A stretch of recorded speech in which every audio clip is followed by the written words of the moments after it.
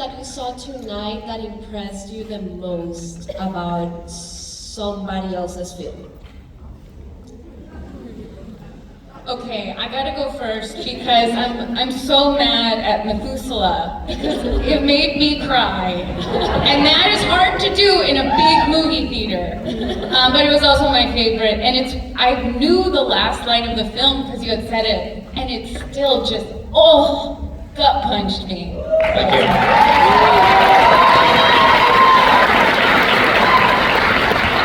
I think the production design in Fiorella's film is Uruguay 1970s. If they had told me that someone was going to do that, I'd be very insane. And you are clearly insane, buddy. That's how we felt when we read the script. I love you guys. For me, something that always happens, I watch films and I always think, I love it when I see films that I would never be able to do.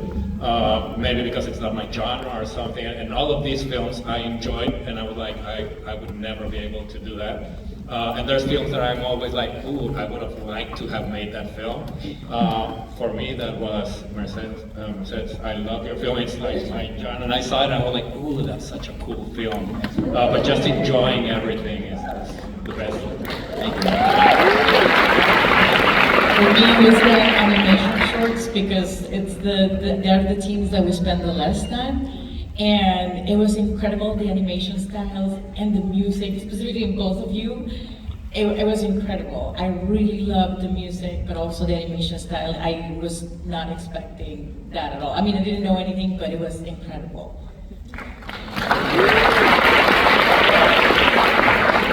This feels like Sophie's choice, right? Bring your microphone closer.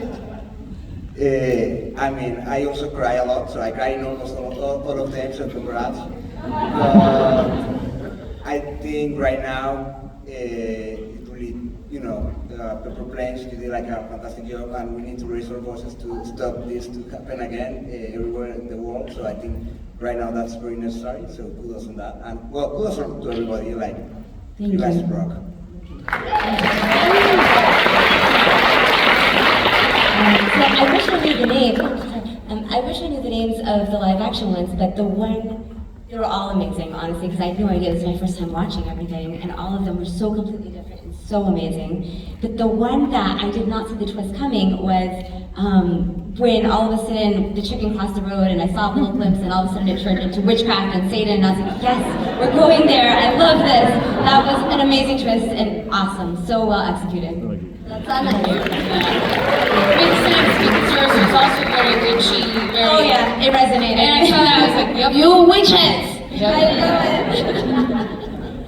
I don't want to copy you, but yeah, as a fellow comedy writer, Anna, it was amazing. There was like a blend of genre that was really beautiful, and I have not been doing comedy and I miss it, so it was really nice to see that, and it was nice to see the queer action, so thank you.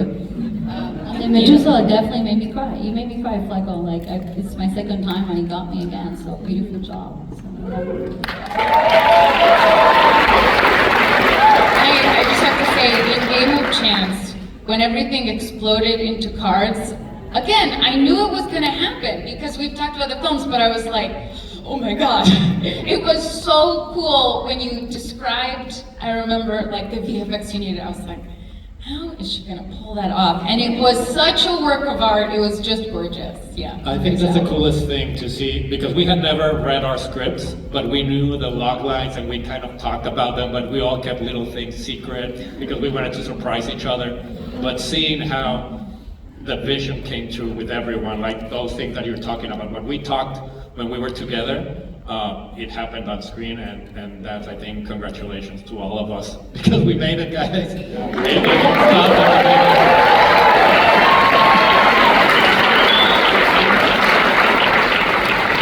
Also, I don't know if you guys know this, but he has posted some clips on Instagram and they have 10 million views, or over 10 million views.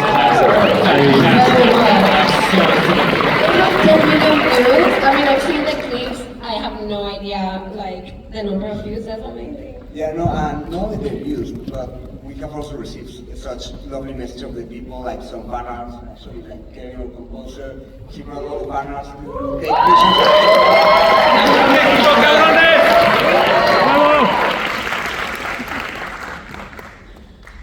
I think that was actually my next question, because some like very intense things happen in like the making of these films.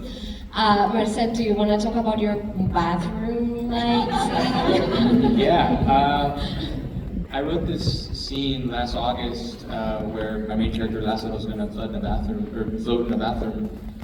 And I thought, oh, I get this program, I'll figure it out. And then I got the program and I had to figure it out. Very quickly I realized it was really hard to have to ask people to let me basically disintegrate their sheetrock in their bathroom. It was just a quick no-no. So I talked to my dad, who was this like genius inventor of just like very scrappy thinker, and he's like, you should just build it in a storage container. One of those 8x20 storage containers that you see on shipping, like ships. And that's what we did. Yeah, we put it in their backyard, and we had our main character, an actor, Raúl Castillo, floating in 3,000 gallons of water. So now if anybody needs to rent a bathroom for a scene, it's right there. All throughout the holidays and leading right up until the very beginning of production, yeah, we were building this thing, just chipping away at it, poco, poco, poco. We had a pool of 3,000 gallons right next to it, and we were just pumping it with a fire hose to get the water in there. It was the craziest thing, most ambitious thing I've ever done. But Please tell us that like water was saved, Yeah. that like yeah, I mean, no chickens were killed. But almost everything was killed. But almost up to killed. par. But not. Don't throw the container away. We'll find ways to reuse it. I got you guys. LFI discount. Fiorella, do you want to say something about like the scouting for footage? Because in your film, I know you want me to.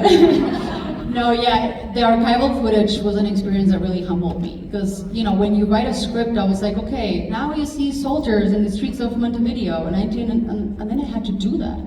I was like, oh, I now have to go find that. And like, finding archival is horrible. It's not fun. Like, you know, it's not part of, I mean, I guess I should say it's fun, but it's not. It's like people usually get like an investigator and stuff like that, and we didn't have the budget for that. So at first I sent my dad, and that didn't work out. And then I started panicking, and I was like, hi Diana, could you help me with, and then we reached out to CNN, right? I think it was, and they were like, sorry, CNN was after, like it came in like 1982. 1982, so CNN wasn't even around. I was like, well, CNN can help me.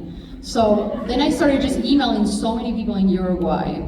And then finally, we found something on YouTube, an incredible channel. And then my cinematographer actually was one who was like, I found something here. And then me and my editor started looking at it. And yeah, it was hard though. I was like, next time I write a script, I don't know if I'm gonna do archival footage. Maybe I'll skip that, yeah. But I think we got something incredible, and you know, it was turned out really good. Sandra, what was like super challenging for you? Okay, animation's hard in general.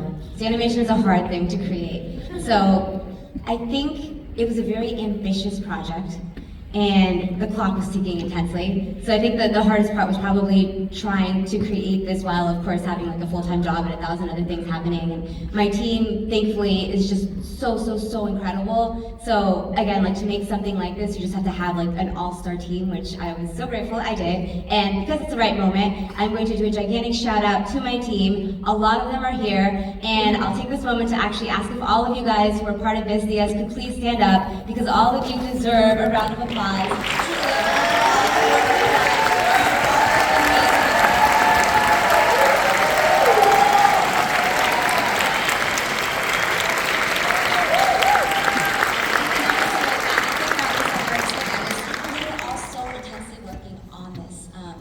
It was a second full-time job, if not more, truly. Like, I don't think I had a normal weekend or weekday evening for like the past year. I literally, like weekends, I could not make plans. It was just, nope, this dance, that's all I'm working on, all day, every weekend. So animation people, but I have to say that your Sunday reports on like, and here's how it's looking, were like very exciting. They made our Sundays better. Sophia, do you want to share something about you? Your experience, I mean.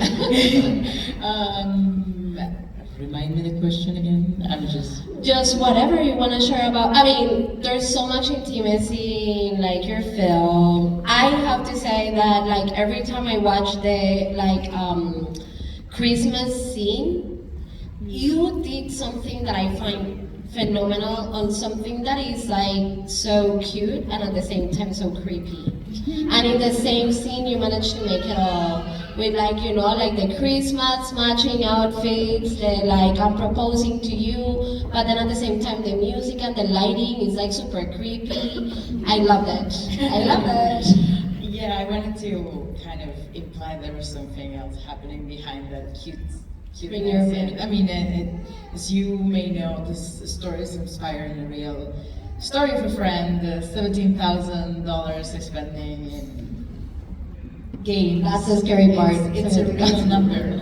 It's one of the real things of the story. So I was very scared of what the person that happened the story would think, and thank God they were very, very touched and excited about it. So that was something that I was challenging but good. And in terms of archival, something similar, how I feel, please remind me the next one to not do anything with VFX.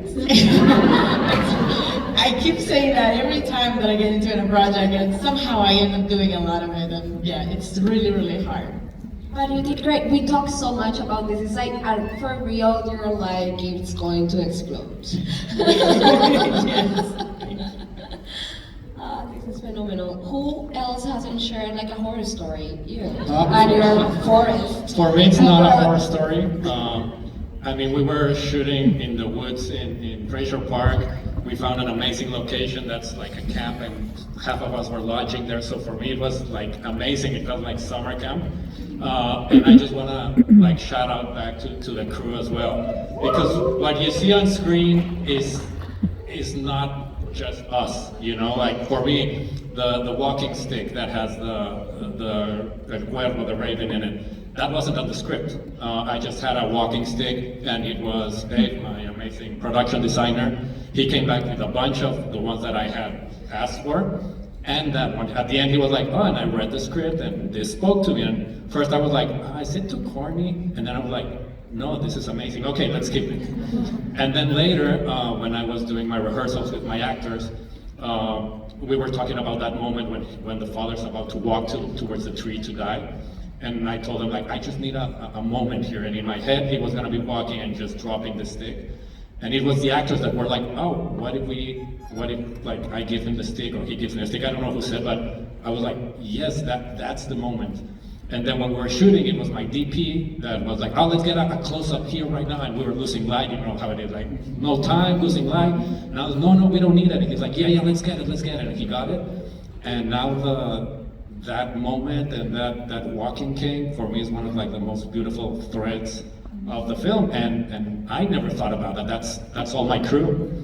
So just listening to the crew and how they react to the story, I think for me was the most beautiful part of all of this, because like what you saw is not just me, it's how people reacted, like my crew reacted to the script, and here we are. So thanks guys, everyone that's here.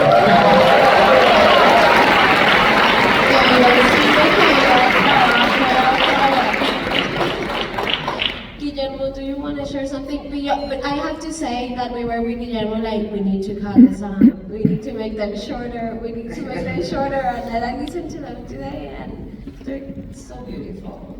Thank you. I mean, I don't know if you remember, we were on a party like a year and a half ago, and last year I was a finalist and I get it, well, this like speech again. And I asked you, what could have I improved? And you said, oh, it was an amazing project, but it was too ambitious. Got to do, make something way more ambitious. So thank you so much for trusting me this time and for everything. So please, a round of applause to Diana.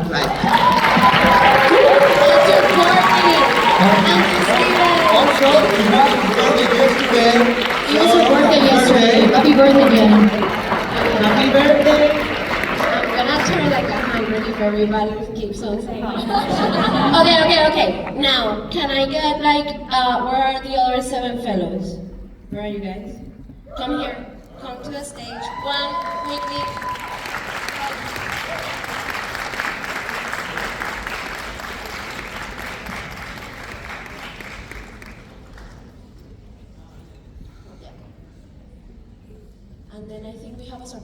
coming really well.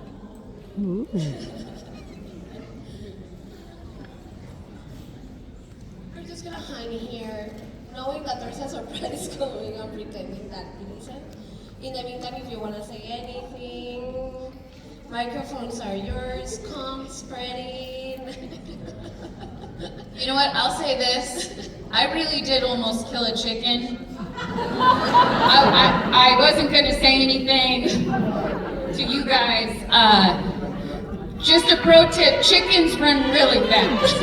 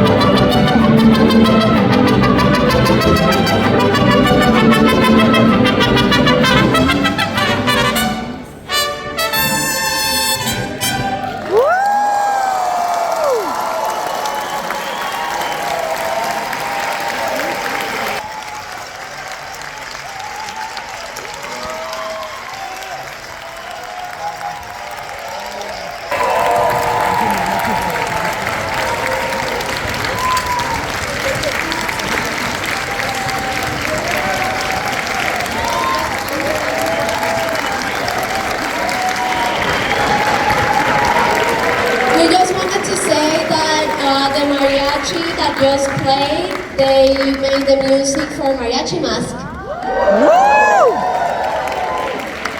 They're Mariachi Los Toros and Sebastián Parra, I don't know where he is, but it's our young kid plays with them. So a big round for Sebastián and the whole Mariachi.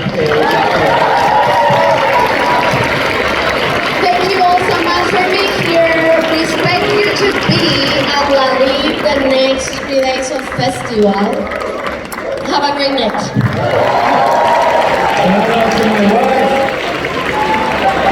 I love you.